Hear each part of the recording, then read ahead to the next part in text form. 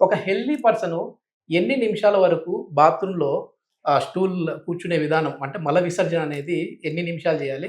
దీనివల్ల కూడా పైల్స్ వచ్చే అవకాశం ఉందా? చాలా మందికి తెలియని నిజం ఏంటి అంటే, ఇప్పుడు ఈ మధ్యన ఫ్యాషన్ అయిపోయింది. ఏందంటే ఇంతకుముందు పేపర్ ఉండేది. హ్మ్. సో, చాలా మందికి పేపర్ పట్టుకొని ఎళ్తేనే వాష్‌రూమ్‌లోకెళ్తేనే మోషన్ వచ్చేసేది. హుహు. బట్ ఇప్పుడు ఈ మధ్యన ఏమైందంటే ఇప్పుడు మొబైల్ ఫ్యాషన్ అయిపోయింది. సో, యూజువల్‌గా ఇంట్లో కంటే బాత్రూమ్‌లో ఎక్కువ టైమ్ స్పెండ్ చేస్తున్నారు. యెస్. యెస్. సో, కొంచెం పీస్‌ఫుల్‌గా ఉంటది. బాత్రూమ్‌లో అయితే అన్ని పనులు చేసుకోవచ్చు. మొబైల్ మాట్లాడుకోవచ్చు, లేకుంటే మొబైల్ చూడొచ్చు, లేకుంటే ఇంకేదైనా ఫన్నీ వీడియోస్ చూడొచ్చు అన్న ఉద్దేశంతోటి ఏం చేస్తారంటే బాత్రూమ్‌లో అలా కూర్చుండిపోయి ఇగ అట్లా చూస్తూనే ఉంటారు. ఆ ప్రోగ్రామ్ అయిపోయే వరకు వాళ్ళు బాత్రూమ్‌లోనే ఉండిపోతుంటారు. యెస్. యెస్. దానివల్ల ఏమవుతుందంటే ఈ ఎక్కువ సేపు టైమ్ స్పెండ్ చేయడం. యూజువల్‌గా చూసుకుంటే గనక ఒక 1-2 మినిట్స్‌లో మోషన్ అనేది కంప్లీట్ చేయాలి. 1-2 మినిట్స్. ఓకే. కరెక్ట్ టైమ్ అంటే ఒక 2 మినిట్స్ లోపల మనకి ఏదైతే మొత్తం మోషన్ వస్తదో అది మొత్తం వెళ్ళిపోవాలి. ఓకే. వెళ్ళిపోయిన తర్వాత ఇమ్మీడియేట్‌గా మనం బయటికొచ్చేసేయాలి. బట్ ఇప్పుడేం చేస్తారంటే ఈ ఫోను, పేపర్ అయిపోయే వరకు పేపర్ చదివి అయిపోయే వరకు వాళ్ళు అక్కడే కూర్చుంటారు. అవును. 5 నిమిషాలు కావచ్చు, 10 నిమిషాలు కావచ్చు.